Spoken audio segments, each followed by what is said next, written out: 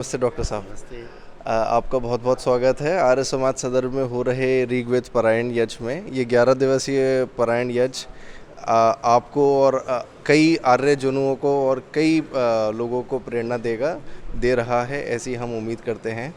आपसे हम चर्चा में ये जानना चाहेंगे कि आर्य समाज के बारे में आप दो शब्द क्या कहना चाहेंगे। देखिए, सर्वप्रथम तो मैं आर्य समाज सदर को शुभकामनाएं देना चाहता हूं, बहुत बधाई देना चाहता हूं जो ऋग्वेद पारायण यज्ञ का आयोजन कर रहे हैं। और आर्य समाज का जहाँ तक बात है, मैं कहना चाहूँगा कि मैं बहुत ही सौभाग्यवान हूँ कि मैं आर्य समाज परिवार में पैदा हुआ। मेरे बाबा जी, मेरे पड़बाबा जी स्वामी दयानंद सरस्वती से, जिन्होंने स्वयं उनको सुना मेरठ में, और तत्पश्चात वे इससे जुड़े। और हमारी 5वीं पीढ़ी जो बच्चे भी हैं छोटे, वो भी सभी लोग आर्य समाज और उसके सिद्धांतों से जुड़े हुए हैं। ये मेरा सौभाग्य है कि मैं उस परिवार में पैदा हुआ। पर आम जनता के लिए जो मैं कहना चाहूँगा, आर्य समाज कोई अलग से कोई धर्म या कोई अलग मत या कुछ संप्रदाय नहीं है। यह वैदिक धर्म है जो कि हमारे जो मर्यादा पुरुषोत्तम राम, योगीराज श्री कृष्ण और तमाम जो हमारे पुरातन जो जितने भी वैदिक हमारे जो अनुयायी रहे हैं या हमारे जो नेता रहे हैं या जिनकी पूजा करते हैं या आराधना करते हैं, जिनको हम भगवान भी कहते हैं, वो सब लोग वेद को ही मूल मार के चले। तो आर्य समाज की सबसे बड़ी जो मैं बात कहूँगा वो है कि वेद आधारित, किसी भी संप्रदाय से जुड़े हों कोई भी, लेकिन सब लोग हम जो हिंदू हैं वो एक वेद को अपना एक आदि मूल अपने धार्मिक ग्रंथ मानते हैं। और उस पर कोई हमें किसी को भी आपस में चर्चा की ऐसी आवश्यकता नहीं कि हम वेद ना मानते हो। तो आर्य समाज वेद से जुड़ा है। और स्वामी दयानंद ने अपने तीसरे नियम में कहा भी है, वेद सब सत्य विद्याओं की पुस्तक है, वेद का पढ़ना पढ़ाना सुनना सुनाना सब आर्यों का परम धर्म है। तो मैं कहूँगा कि एक बहुत बड़ा एक क्रांतिकारी जो कार्य कर रही है संस्था, बीच में हो सकता है थोड़ा सुषुप्तावस्था में कहो क्या धीमा, लेकिन रहा हो, लेकिन मैं इसको समाज का प्रहरी कहता हूँ। आर्य समाज एक समाज का प्रहरी है।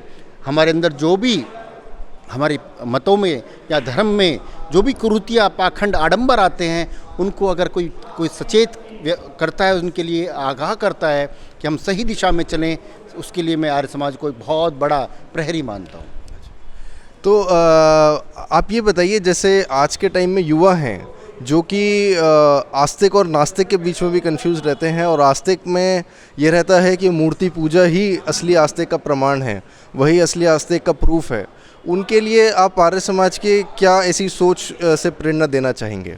बिल्कुल, मैं कहना चाहूँगा कि कई बार तो कई लोग जैसे जिनको आर्य समाज के बारे में जानकारी नहीं है, तो वो मानते हैं कि हम भगवान को नहीं मानते। कई बार कह देते हैं कि आप तो मूर्ति पूजा नहीं करते तो आप भगवान।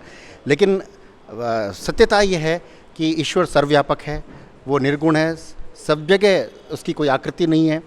और जो वेदों में भी है, जो उसमें स्पष्ट रूप से लिखा, जब स्वामी दयानंद का शास्त्रार्थ काशी में भी हुआ, इसी मुद्दे पर हुआ, तो उन्होंने साफ तौर पे कहा, न तस्य प्रतिमास्ति, कि जिसकी कोई प्रतिमा नहीं है। तो अगर हम ईश्वर को किसी प्रतिमा के अंदर एक उसको कर देते हैं, सिकोड़ देते हैं, तो उसका व्यापकता का, उसकी जो हम विविधता का हम उसको शायद उतना नहीं दे पाते, उसको जो हमें महत्व देना चाहिए। तो आर्य समाज कहता है कि हम लोग जो वेद आधारित बातें हैं, जो हमारा निर्गुण कह सकते हो, या जो हम निराकार जो हमारा परमात्मा है, हर एक के अंदर है, पूरी सृष्टि उसकी बनाई हुई है। और उसमें एक छोटा सा एक मुझे याद आता है, अणो रणियाम महतो मह्यान आत्मा गह्यम नीतो सुजंतो त्वम क्रतुम पश्यति वीत शोको धातु प्रसाद। वो अणु से भी छोटा है और महान से भी महान, बड़ा से बड़ा भी है। एक और है, अपाणी पादो यवनो गृहीता पश्यति चक्षु से श्रोतिकर्ण स वेत्ति वेद्यम न तस्यास्ति वेत्ता तमाहु अग्रिम पुरुषम महंतम।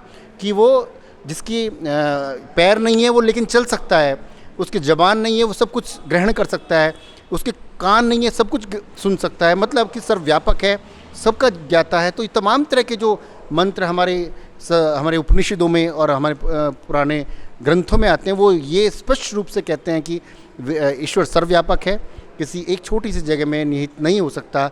तो हम इस आडंबर को हटाएं और हमें निकलना होगा वैज्ञानिक तथ्य पर, वैज्ञानिक आधार पर सोचना होगा।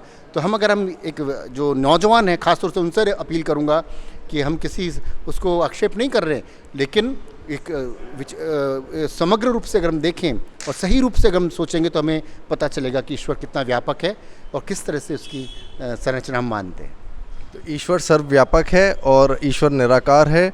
ईश्वर कोटि कोटि में बसा हुआ है और हमारे अंदर भी बसा हुआ है, हमारे चारों तरफ बसा हुआ है। यही आर्य समाज की जो एक ट्रांसलेशन है, जो एक वेद की ओर चलो ऋषि ने बोला, यही आर्य समाज का मूल प्रमाण है। बहुत बहुत धन्यवाद आपसे बात करने के लिए, बहुत बहुत शुभकामनाएं।